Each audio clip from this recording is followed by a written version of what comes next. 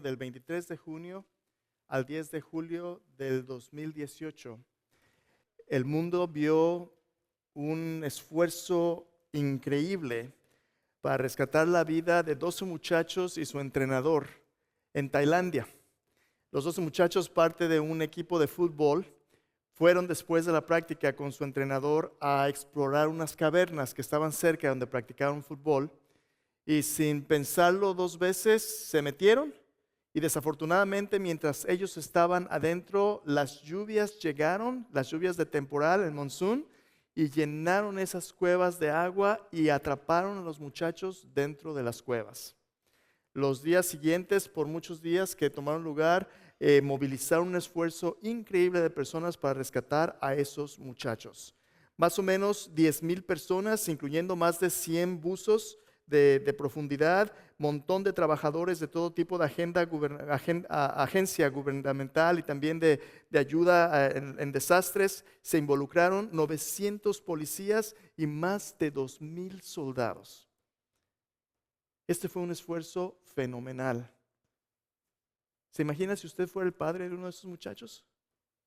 En un momento se están divirtiendo y en unas cuantas horas ahora ellos están a punto de perder su vida. En el esfuerzo del rescate, personas perdieron su vida.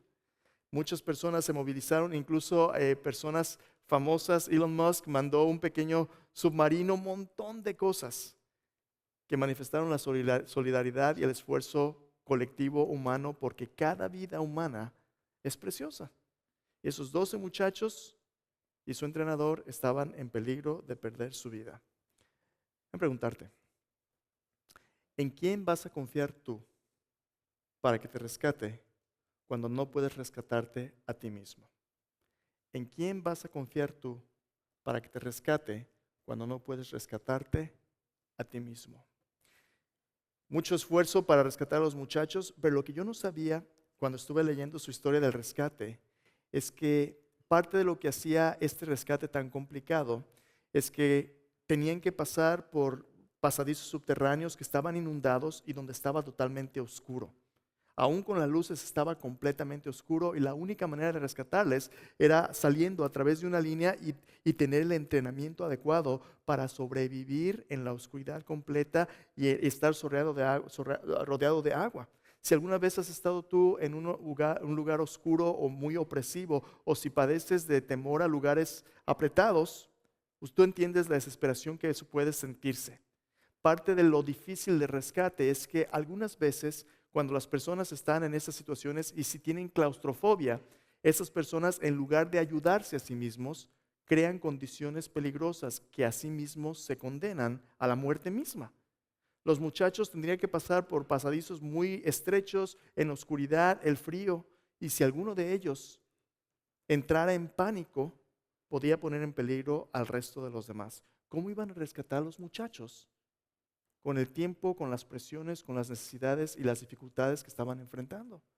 Lo que yo no sabía es que para poder rescatarlos, y los acabaron rescatando a todos, y se recuperaron, estuvieron sanos, después se convirtieron en pequeñas celebridades. Pero lo que yo no sabía es que para poder rescatarlos a todos, lo que tuvieron que hacer es poner a los muchachos bajo anestesia general.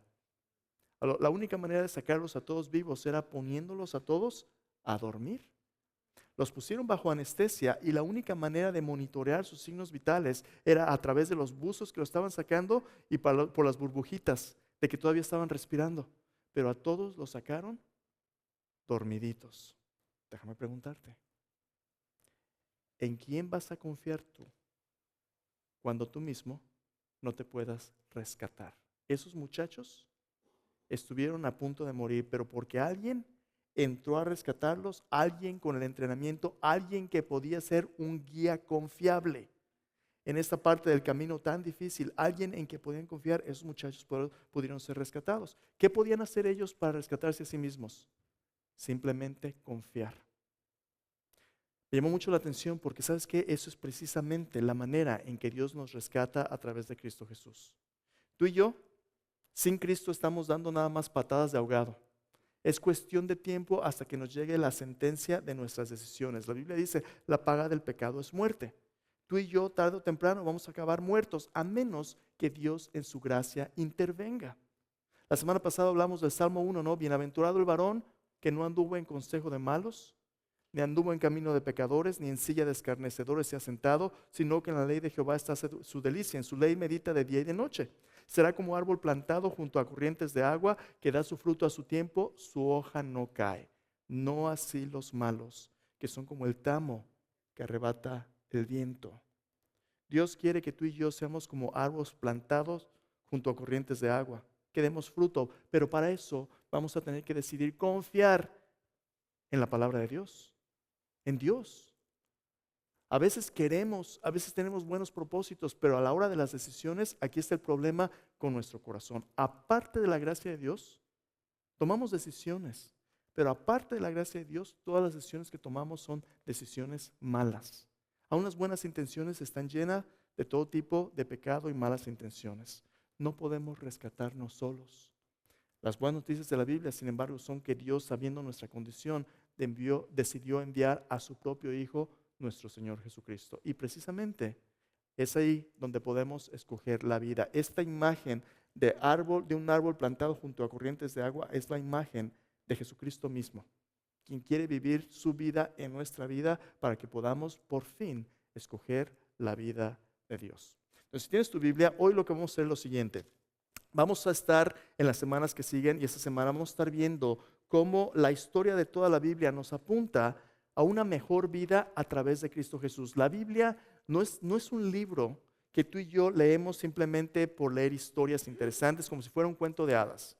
No es un libro que leemos como para sacar frases inspiradoras, es no simplemente para inspirarnos, como si fuera un caldo de pollo para el alma.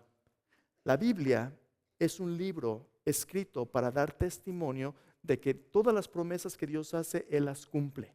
Y las cumple a través de su Hijo, nuestro Señor Jesucristo. La Biblia es la historia del rescate de la humanidad para la gloria de Dios por medio de Cristo el Salvador, el Rey.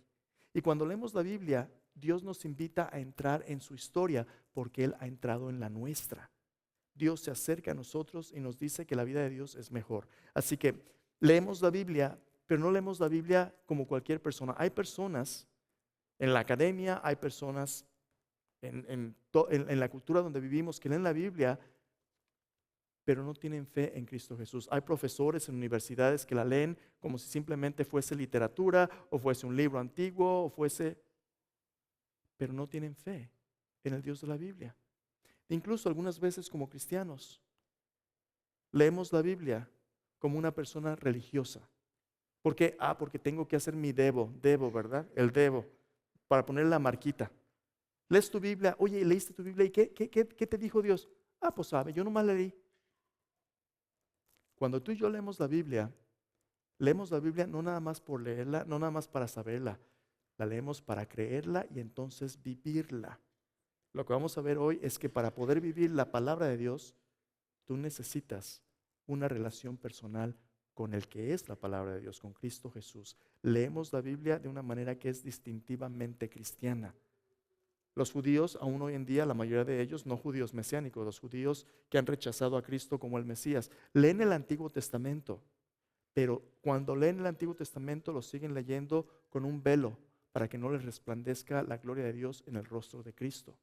Si tú y yo no tenemos un encuentro personal con el Dios de la Biblia a través de Cristo Jesús, podemos leer, pero ¿en quién vamos a confiar cuando nosotros no podamos salir de los problemas que enfrentamos en la vida? La Biblia es para que tengamos un guía en quien confiar, y ese guía es Jesús. Jesús mismo dijo: yo soy el buen pastor. Mis ovejas oyen mi voz, yo las conozco y me siguen. Jehová es mi pastor, nada me faltará. Aunque ande en valle de sombra de muerte, no temeré mal alguno, porque tú estarás conmigo. ¿Está Dios contigo? Dios está con nosotros, ¿verdad? Todo el tiempo. La pregunta es, ¿estamos nosotros con Él? ¿Estamos dispuestos a seguirlo cuando Él nos llama? precisamente es de lo que vamos a hablar el día de hoy. Entonces acompáñame, vamos a ver este pasaje en el Nuevo Testamento donde Jesús, después de su resurrección, se acerca a sus discípulos y les dice una vez más: sígueme a través de la palabra de Dios. Es en Lucas capítulo 24, versículos 13 al 49. Lucas 24, 13 al 49. Y esa es la pregunta de nuevo que vamos a ver en este pasaje. ¿Por qué la fe en Jesucristo como nuestro Señor y Salvador es la provisión misericordiosa de Dios para permitirnos elegir la vida? En otras palabras, si no es por nuestra confianza en Cristo, si no es por la capacidad, por la gracia de Dios que nos da de confiar en Él a través de su palabra en Cristo Jesús, tú y yo no podemos escoger la vida de Dios. Déjame preguntarte, ¿crees tú que aparte de Cristo haya vida eterna? Porque sabes, el propósito de Dios no nada más es darte unos tips para cómo vivir aquí más o menos, cómo sobrevivir con dinero, con familia, para pasarla bien. No. El plan de Dios es que tengamos, la voluntad de Dios, Jesús dice en el Evangelio de Juan, es que tengamos vida y vida abundante. Es vida eterna, porque de tal manera amó Dios al mundo que ha dado a su Hijo unigénito para que todo aquel que crea en Él, que confíe en Él, no se pierda, mas tenga vida eterna. La vida eterna es algo que Dios nos da a través de su Hijo Jesús. Sin Cristo no hay vida. Primera de Juan dice: el que tiene al Hijo, tiene la vida. El que no tiene el Hijo de Dios, no tiene la vida. La ira de Dios está sobre él. Sin Cristo no hay vida. Jesús mismo nos dijo: yo soy el camino, la verdad y la vida. Nadie viene al Padre si no es por mí. Aparte de Jesús, no hay vida. Nuestra confianza en Él, por la gracia de Dios, nuestra fe en Él, es lo que nos permite por primera vez nacer de nuevo y empezar a vivir la vida de Jesús. La vida eterna, escúchame bien, no es cuando te mueras. Mucha gente piensa: cuando ya me muera, pues vamos a ver qué pasa, me voy al cielo, al infierno, lo que sea. No, la vida eterna comienza aquí y ahora cuando tú confías en Jesús y comienzas a seguirle. No tienes que esperarte a morirte para saber. Cristo te ha dado su palabra para que desde hoy sepas que Él quiere ser tu guía, quien desde aquí te empiece a llevar a un buen destino eterno. Entonces, la fe en Cristo Jesús es lo que nos permite escoger la vida. Dos razones que vamos a ver en este pasaje. Primero dice: la fe en Jesucristo como nuestro Señor y Salvador es la provisión misericordiosa de Dios para permitirnos elegir la vida. ¿Por qué? Dos razones. Primera de ellas, a pesar de nuestra ceguera espiritual, Jesús es el cumplimiento de las promesas del antiguo pacto de Dios, quien abre nuestros ojos al regalo de la vida de Dios. En otras palabras, sin Cristo, tú y yo estamos espiritualmente ciegos y perdidos. Estamos muertos en nuestros delitos y pecados. Y aunque queremos ayudarnos a nosotros mismos y rescatarnos, a veces acabamos haciendo las cosas peores. No podemos rescatarnos a nosotros mismos. Patadas de ahogado. Pero Cristo ha entrado a rescatarnos. Y como la Escritura dice, Pablo dice en 1 Corintios, en Él todas las promesas de Dios son sí y amén. Cristo es aquel que cumple las promesas de Dios y vamos a ver precisamente eso en este pasaje. Lucas 24, 13 al 35. Vamos a leerlo juntos. Dice allí, Lucas 24, 13 al 35. Por cierto, un poquito de contexto en este pasaje. Esto sucede después de la resurrección de Cristo. Cristo ya ha ido a la cruz, ya ha resucitado, y Él está en este tiempo justo después de su resurrección, cuando está reuniéndose con sus discípulos. ¿Qué preguntas tendrían? ¿Qué luchas? ¿Qué dudas? Aquí lo vamos a ver el día de hoy. Dice así, Lucas 24, versículo 13. Y aquí 2 de ellos iban el mismo día a una aldea llamada Emaús, que estaba a 60 estadios de Jerusalén. Iban hablando entre sí de todas aquellas cosas que habían acontecido. Sucedió que mientras hablaban y discutían entre sí, Jesús mismo se acercó y caminaba con ellos. Mas los ojos de ellos estaban velados para que no le conocieran. Y les dijo: ¿qué pláticas son estas que tenéis entre vosotros mientras camináis? ¿Y por qué estáis tristes? Respondiendo uno de ellos, que se llamaba Cleofas, le dijo: ¿eres tú el único forastero en Jerusalén que no ha sabido las cosas que en ella han acontecido en estos días? Entonces él les dijo: ¿qué cosas? Ellos le dijeron: de Jesús Nazareno, que fue varón profeta, poderoso en obra y en palabra delante de Dios y delante de todo el pueblo, cómo le entregaron los principales sacerdotes y nuestros gobernantes a sentencia de muerte y le crucificaron. Pero nosotros esperábamos que Él era quien había de redimir a Israel. Y ahora, además de todo esto, hoy es ya el tercer día que esto ha acontecido. Aunque también nos han asombrado unas mujeres de entre nosotros, las que antes del día fueron al sepulcro, y como no hallaron su cuerpo, vinieron diciendo que también habían visto visión de ángeles, quienes dijeron que él vive. Y fueron algunos de los nuestros al sepulcro y hallaron así como las mujeres habían dicho, pero a él no le vieron. Entonces él les dijo: oh insensatos y tardos de corazón para creer todo lo que los profetas han dicho. ¿No era necesario que el Cristo padeciera estas cosas y que entrara en su gloria? Y comenzando desde Moisés y siguiendo por todos los profetas, les declaraba en todas las escrituras lo que de él decían. Llegando a la aldea a donde iban, él mismo hizo como que iba más lejos. Mas ellos le obligaron a quedarse, diciendo: quédate con nosotros, porque se hace tarde y el día ya ha declinado. Entró pues a quedarse con ellos. Y aconteció que estando sentado con ellos a la mesa, tomó el pan, lo bendijo, lo partió y les dio. Entonces les fueron abiertos los ojos y le reconocieron, mas él se desapareció de su vista. Y se decían el uno al otro: ¿no ardía nuestro corazón en nosotros mientras nos hablaba en el camino y cuando nos abría las escrituras? Y levantándose en la misma hora, volvieron a Jerusalén y hallaron a los 11 reunidos y los que estaban con ellos, que decían: ha resucitado el Señor verdaderamente y ha aparecido a Simón. Entonces, ¿qué está pasando en esta historia? Jesús resucita y viene al encuentro de sus discípulos. Déjame preguntarte, ¿crees tú que esos discípulos sabían acerca de Jesús? Ellos mismos lo dicen, ¿no? Jesús Nazareno, ¿cómo era varón poderoso en obra, en palabra? Pensábamos que él iba a ser el que iba a redimir a Israel. Pensábamos que él iba a ser el Mesías. Pero lo crucificaron.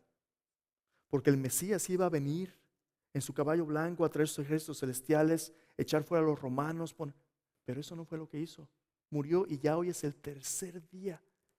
Aunque algunas mujeres han dicho un montón de historias, ¿verdad?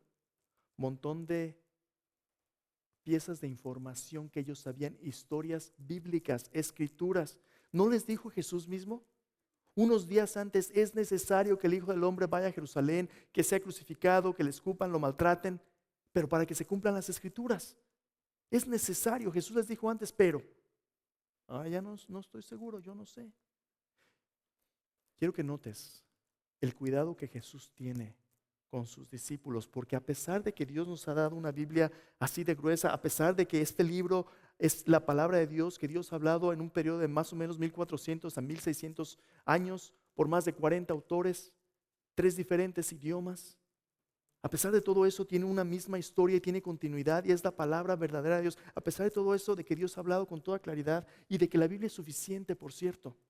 La Biblia es suficiente para darnos todo lo que Dios quiere. Eso dice Pablo, ¿no? Dice: toda la escritura es inspirada por Dios y útil para enseñar, para redarguir, para corregir, para instruir en justicia, para que el hombre de Dios sea perfecto, enteramente preparado para toda buena obra. A pesar de que la escritura es completa, a veces, por un lado nos entra y por otro nos sale. A veces la leemos, pero ¿qué entendiste? No, pues nada, porque la estoy leyendo por leer. Tú y yo, Dios no quiere que leamos la Biblia por leer. Dios quiere que leamos la Biblia para tener un encuentro personal con Cristo. Y Cristo se acerca a ellos. Y mira cómo es Jesús, ¿verdad? ¿De qué están hablando? Pues, ¿qué no sabes lo que pasó? ¿Sabría Jesús? Todo lo que pasó, pasó de él, ¿no? La historia es la historia de Dios. Dios sabe. Dios, a veces tú y yo pensamos: ¿por qué me pasa esto a mí? Es como si Dios no estuviera. Dios siempre está presente, pero nosotros no siempre estamos presentes a Dios. Dios pudiera vernos en la cara y nuestros ojos están cegados. Aparte de la gracia de Dios, por el pecado, por nuestra naturaleza pecaminosa, nuestros ojos no pueden percibir la verdad de Dios. Nos rebelamos en contra de la palabra de Dios. Satanás mismo lucha para quitar la palabra que oímos. Hay una lucha. Pero Jesús se acerca, les dice: a ver, cuéntenme. Y empiezan a contarle. ¿Y qué hace Jesús? Pacientemente los encuentra allí donde está y empieza a mostrarles la palabra de Dios y les dice: o insensatos. ¿Qué es una persona insensata? Una persona insensata no es una persona ignorante. Una persona insensata es una persona que sabe, pero lo que sabe no cambia su vida. Lo sabe aquí, pero no lo sabe aquí y en su voluntad. Dice, insensatos y lentos de corazón para creer. Nuestro corazón es como el corazón de cuando éramos adolescentes. ¿Te acuerdas? Hijo, saca la basura. Ahí voy, ma. Ahorita, ahí voy. Ya me dijiste, ma. Ya lo hiciste. No, todavía no. No. Y luego, ahí vamos. Sí. El autor de Hebreos dice, tenemos mucho que decir y es difícil de explicar. ¿Saben por qué? Porque se han hecho lentos para oír. En lugar de oír con presteza, con diligencia, en lugar de decir, Señor, tú has hablado, ¿qué dices, Señor? Mi vida depende de esto. Dios dijo, pero que no me manden un texto de social media, ¿verdad? Porque ahí estoy. A las 2 de la mañana ahí estoy checando el texto. Pero Jesús se acerca y comienza a explicarle las Escrituras, porque las Escrituras hablan de Él, comenzando con Moisés, todos los profetas. ¿Qué es lo que está haciendo Jesús? Jesús quiere que entendamos que el gran valor de la Biblia no es simplemente en ser un libro inspirado por Dios, sino que este libro inspirado por Dios apunta a la persona de Cristo, quien nos ofrece una relación personal, ofrece ser nuestro Salvador. Cristo murió por nuestros pecados, Cristo resucitó para darnos esta vida que no podríamos tener aparte de Él. Y empiezan a escuchar a los discípulos y Jesús hace como que va de largo. ¿Sabes por qué? Porque Jesús, aunque Jesús quiere darnos su vida, Jesús no nos va a obligar. Y aparte de Jesús, el mundo es oscuro. Y los discípulos dicen, ya está tarde, quédate con nosotros. ¿Qué hace Jesús? Ok, si tú me invitas, I will estar. ¿Cuándo fue la última vez que estabas tan absorto con un encuentro personal con Cristo en la Biblia que dijiste, híjole Señor, ya sé que mi novela favorita viene, pero mejor Señor me quedo contigo?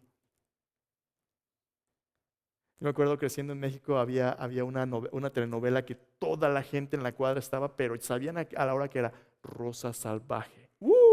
Cuidado. Llegaba Rosa Salvaje y nada pasaba más que Rosa Salvaje. A lo mejor usted la vio, ¿verdad? No levante la mano, Dios conoce su corazón, ¿verdad? Rosa Salvaje. No, todo el mundo la veía.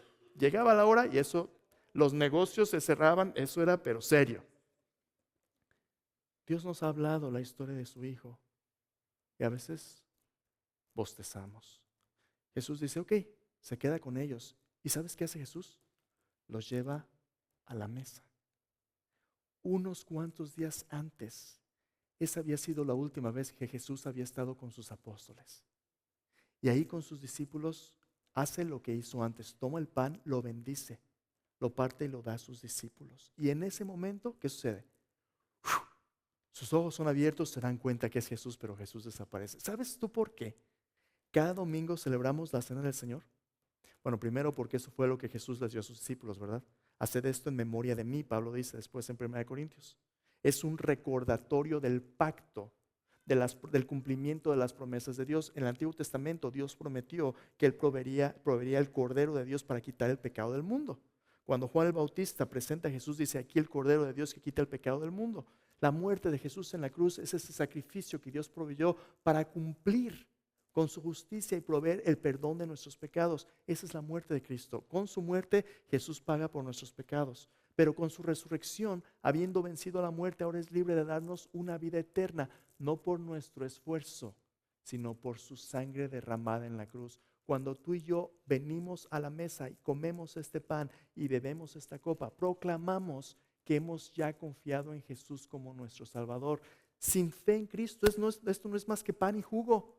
Pero cuando tú tienes fe en Jesús, este pan y este jugo se convierten en una oportunidad de entender que todo lo que Dios promete en su palabra, no por mis obras, no por mi religión, no por mi esfuerzo, sino por el sacrificio de Jesús, se ha cumplido. Y lo único que tú y yo tenemos que hacer, ¿sabes qué es? Recibir lo que Dios provee. La mesa nos recuerda que lo que Dios manda, Dios lo cumple a través de su Hijo, y lo que Dios demanda, Dios siempre provee. Dios no te va a pedir algo que no tengas. Para poder dar, primero tienes que recibir. Tú no puedes escoger la vida a menos que primero Jesús te dé vida. Y allí en la mesa Jesús los trae y Jesús les muestra su provisión. Por eso celebramos la Cena del Señor. Es un encuentro con Cristo. Por eso tú y yo reflexionamos antes. Por eso escuchamos sus palabras del nuevo pacto en su sangre para el perdón de los pecados. Déjame mostrarte una cosa más hermosa de tu Biblia. Quiero que veas estos números aquí. Si has estado en nuestras clases el miércoles en la noche, tuvimos una clase en español de la historia de las Escrituras. Y estos números son los números de cómo tus libros en la Biblia están organizados, así como leímos de Jesús, empezando con Moisés, los profetas, todo eso, los salmos. ¿Qué es lo que tu Biblia contiene?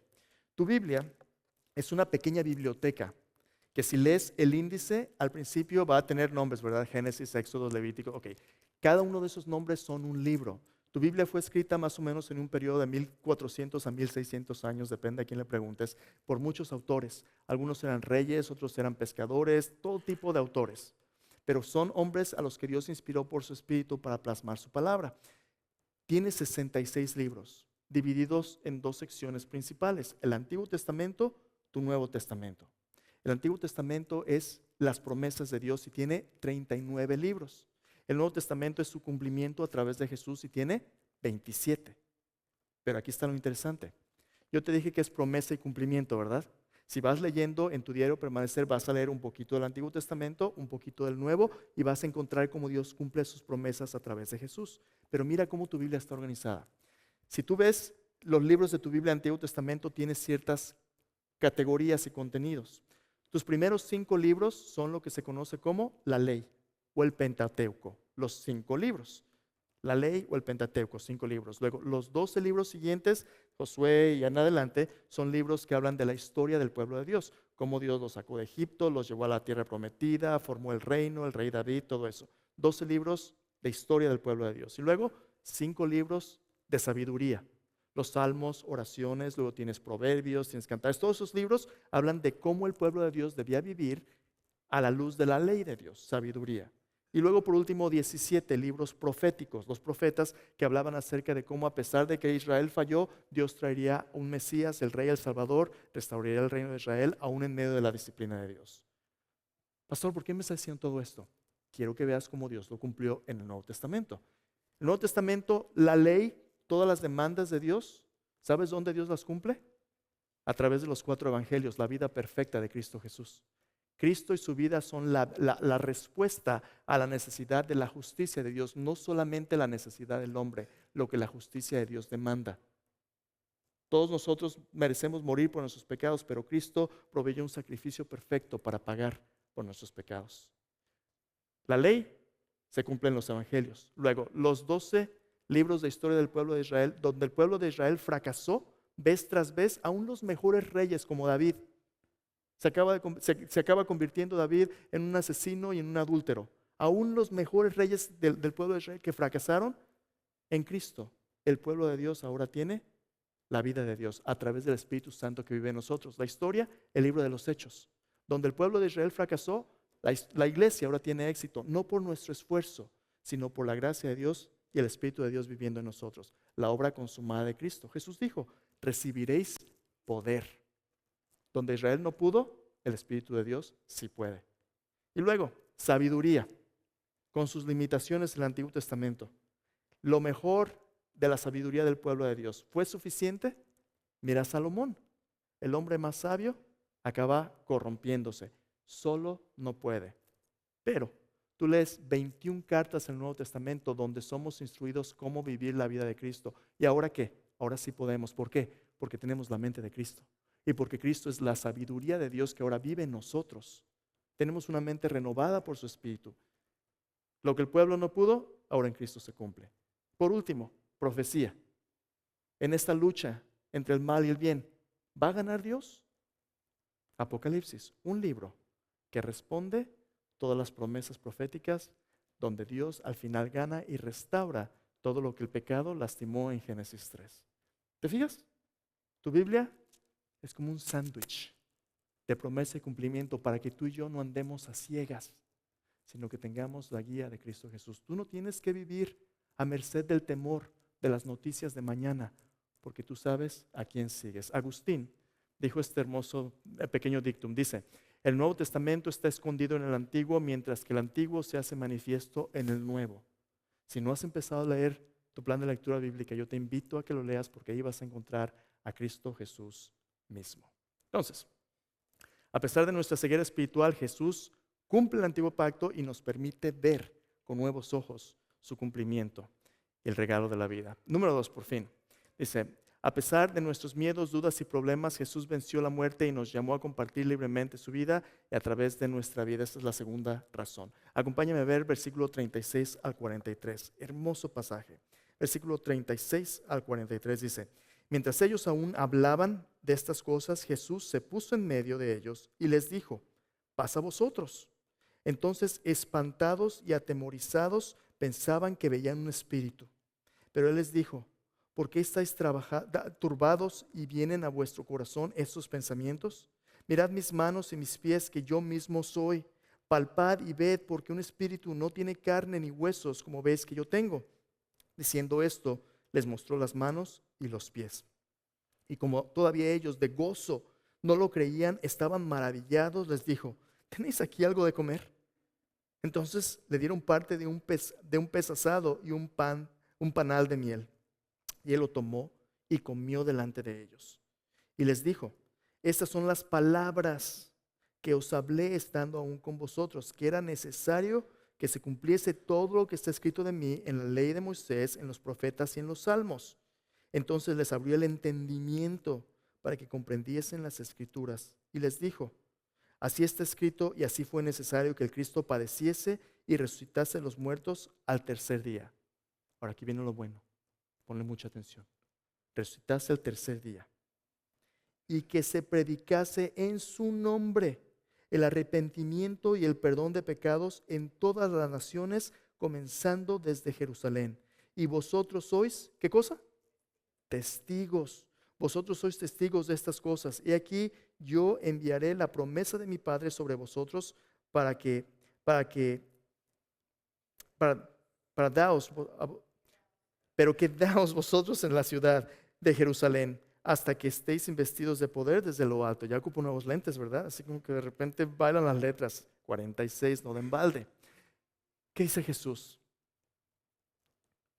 Las escrituras, mi presencia entre ustedes tiene un propósito más grande que simplemente leer la Biblia. ¿Cuál es el propósito? Mira cómo Jesús se aparece. Resucitado, victorioso, dice, paz a vosotros. ¿Pero qué tenían ellos? Miedo, dudas, turbación. Dice, paz a vosotros, no tengan miedo.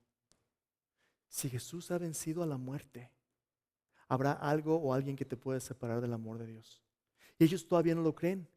Jesús les dice, acérquense, tóquenme. Este no es un cuento. Este no es una visión que alguien tuvo como si se hubiera echado un viaje, ¿verdad? Fumando algo extraño. No, no. Esto no es lo que hacen los chamanes de espiritismo.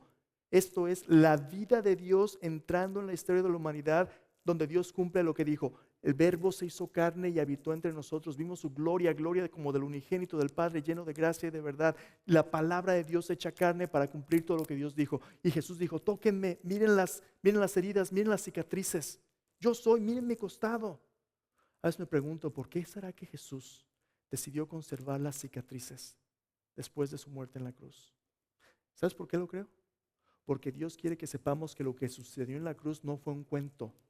Su sufrimiento fue real y las cicatrices son la evidencia de que Dios ha pagado nuestros pecados. Son las marcas de amor que Dios lleva por toda la eternidad. Para que tú y yo no nos quede duda y podamos recibir su paz. Si Dios ya lo pagó, ahora somos libres en Cristo para vivir para Él. Y todavía ahora tienen gozo, de miedo al gozo. No saben cómo responder. Jesús dice, vamos comiendo juntos. De vez en cuando, como iglesia, hacemos un pequeño compañerismo, ¿verdad? ¿Sabes por qué como iglesia comemos tanto? Porque en medio de lo ordinario de nuestras comidas experimentamos la comunión y la presencia de Cristo. Los primeros cristianos comían juntos con alegría y sencillez de corazón. Es en la comida, es en la comunión y relación personal que Dios nos encuentra y Dios nos forma en una nueva comunidad con Cristo en el centro. ¿Y qué hace Jesús? les abre las escrituras, les abre el entendimiento. Y una vez que hemos entendido lo que Dios hizo por nosotros, nos dice, ahora te toca compartirlo. ¿Y qué compartimos? Nuestra historia de que hay perdón de pecados. Ven a preguntarte, ¿ya perdonó Dios tus pecados? Si no puedes contestar afirmativamente, entonces a lo mejor Dios quiere perdonarlos hoy. Por eso Cristo murió y resucitó. Pero si ya perdonó Dios tus pecados, adivina qué, tienes una historia que contar. Cristo nos dice que Él quiere hacernos sus testigos. Un testigo es quien da testimonio, quien cuenta la historia de Dios. Para eso es tu Biblia. No tienes que inventarla, ya está ahí, nomás tienes que contarla. Déjame presentarte un par de amigas. Monique, Melinda, pasen al frente, por favor, bienvenidas. Ya muchos de ustedes conocen a Monique y su esposo James. James nos ayuda coordinando misiones aquí en la iglesia. Ya a lo mejor has visto antes a Melinda Saavedra, y Melinda habla inglés y habla español también. Melinda nos ayuda con mujeres en diferentes cosas en su comunidad bíblica, pero hoy nos van a contar acerca de la historia que Dios les ha dado para contar el perdón de pecados. Monique. Este fin de semana los ofrezcamos un grupo para sanar corazones, viernes 6 a 9, sábado 9 a 5 y domingo 2 a 7. El costo es $10 por el libro. Y este grupo es para sanar corazones. Nosotros cargamos dolor, ¿no? Y Dios siempre nos acompaña por su espíritu y por la palabra. Y ustedes me han escuchado muchas veces hablando de este ministerio, pero hoy le pedí a mi amiga para que ella nos dé su testimonio. Hola a todos, mi nombre es Melinda Saavedra. Asistí al grupo Heart Healing, Sanación del Corazón, en agosto de 2024. Antes de irme era escéptico porque realmente no sabía de qué me dolía. Y de todas las cosas por las que había pasado en mi vida, asumí que estar salvado y tener una relación con Cristo me curaría. Pero a medida que pasaba el tiempo, había muchas cosas que recordaban mi pasado y volvería a estar triste o enojada, todos los sentimientos. Así que decidí darle una oportunidad al grupo Heart Healing y fue la mejor decisión que he tomado para mí. Las lecciones y actividades me ayudaron a encontrar muchos de mis problemas y con las técnicas enseñadas en el grupo, junto con las escrituras bíblicas, he aprendido a manejar mis sentimientos y reacciones de manera diferente, en lugar de simplemente sentirme perdida como lo había hecho antes. En este grupo he hecho amistades con hermanos en Cristo que están en este mismo viaje de sanación del corazón conmigo. Gracias, Melinda. ¿Por qué no me ayuda a agradecerle? Gracias, Melinda. Gracias, Monique. ¿Por qué le pedí a Melinda que compartiera su testimonio hoy a Monique? Hermanos, tenemos un montón de ministerios, ¿verdad? Yo he visto a Melinda en los últimos 3 años de asistir esporádicamente a darle su vida a Cristo, montón de sus familiares venir a conocer a Cristo a través de su testimonio y luego empezar a crecer y buscar ayuda donde estemos atorados. Y Dios poco a poco empieza a sanarnos, empieza a abrir nuestro corazón, empieza a ayudar a este corazón lento a caminar con Él y nos da una historia que contar. En su testimonio pequeño que contó, y Melinda se pudo haber quedado en casa y nunca acercarse más a Cristo para que sanara esas heridas, pero Dios ha estado sanándole. ¿Qué quiere hacer Dios en tu vida para que tú recibas la vida de Dios, el cumplimiento de sus promesas, la vida abundante de Cristo, no solo para ti, sino para otros? Escúchame bien, este año tú y yo vamos a encontrar situaciones difíciles, problemas tremendos. ¿En quién vas a confiar tú para que te saque de los problemas que tú no puedes sacarte a ti mismo? Cristo quiere ser aquel en quien tú confíes. Y no solamente eso, para que tú y yo podamos escoger la vida, tenemos que escoger primero aquel que es vida. Y para eso es tu Biblia. Si no has empezado tu lectura bíblica, yo te animo a empezar. Las próximas semanas te voy a ayudar un poquito más cómo seguir leyendo, pero por hoy mi invitación es esta. En este comienzo del año, la semana pasada te invité a leer y a atesorar tu Biblia, pero eso no es suficiente. Tienes que leer y atesorar tu Biblia para confiar y seguir a Jesús. No por leer, sino porque quieres tener un encuentro personal con Él. Así que, para elegir la vida, confía y sigue a Jesucristo. Vamos a la mesa juntos.